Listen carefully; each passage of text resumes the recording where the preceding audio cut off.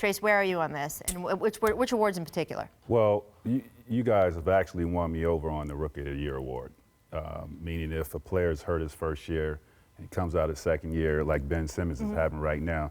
Before, I was like, no, he shouldn't be eligible to win Rookie of the Year because of him going through a season and understanding, you know, what the NBA is really all about, travel, scheduling, and things of that nature. But my gripe in our league is the MVP award. You know, you talk about Major League Baseball, you talk about NFL.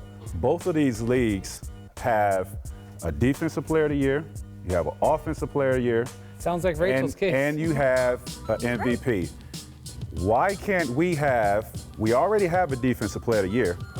Why can't we have an Offensive Player of the Year, which clearly James Harden is the best offensive player this year. But LeBron James, and what he's accomplished this year with less, and in his 15th year, has showed that he's still the best player in our league. He is the MVP. James Harden is the best Offensive Player of the Year, and then you have the Defensive Player of the Year.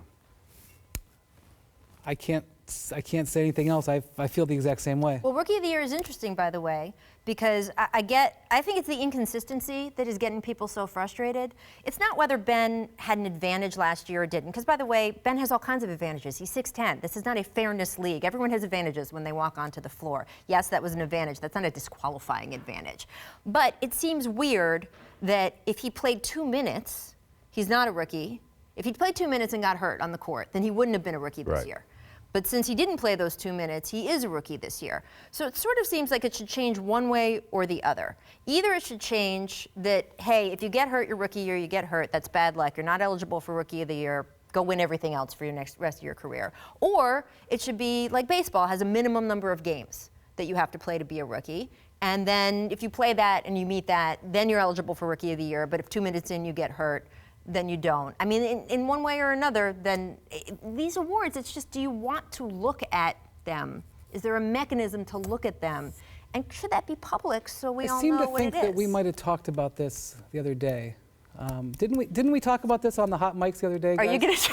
Oh boy.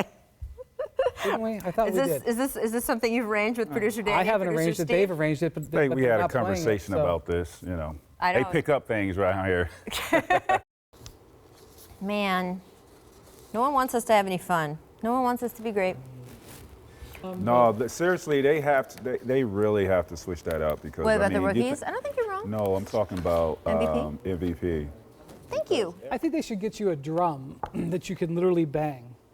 On the MVP. Yeah, like I don't know where it would fit.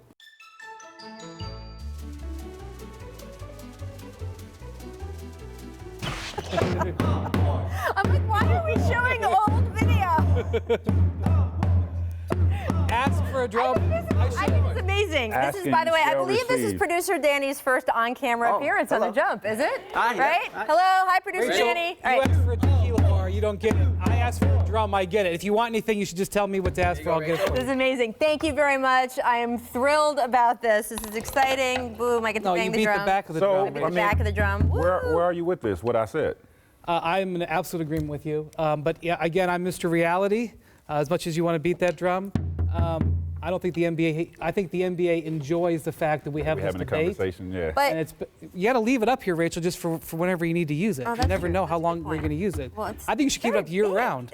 It's hiding, Rachel. Well, that's okay. I don't think the NBA honestly wants to change it. I think they love the fact that we talk about it like this and that it becomes an issue several times a year, and it's a. Well, I spoke to our friend Tim Frank at the NBA this morning, and we were talking about this. Tim Frank, you think I'm no fun? Tim Frank is no fun. Tim Frank is a lot of fun. He works in the league office. He's one of our liaisons in the media. He says that they have conversations about it. He says it's not a formal committee. It's that if somebody sort of brings it up. And my point to him was, and that's totally fair, but my point to him was, a lot of times you need a change agent to create change. Like the All-Star game was particularly horrible, and therefore they changed the All-Star format. The awards, you're not really going to get some sort of huge event, not with the way the awards are voted on, that kind of thing. So my call would be, hey, can we have a more sort of formal mechanism for looking at changes? Because you have an award that, again, 1952, Rookie of the Year was instituted in 1952. All-NBA, which you and I have to sit there and vote on, and got $30 million in Joel Embiid's contract. The NBA is largely positionless. Shouldn't all NBA awards be largely positionless? And This stuff has to get looked at. They have moved that way in All-Star voting, where it's 3 front court players and 2 guards, and it's a difficult situation, especially if you're like Kyle or if you're like Karl Towns. You're trying to get on that All-NBA award to get paid down the line, but we're putting Anthony Davis and Marcus Aldridge at center. There's no room for him. It's a rough situation. And I want to be clear, James Harden is this year's MVP. Absolutely. Wasn't because that's how the award is set up right now. Right.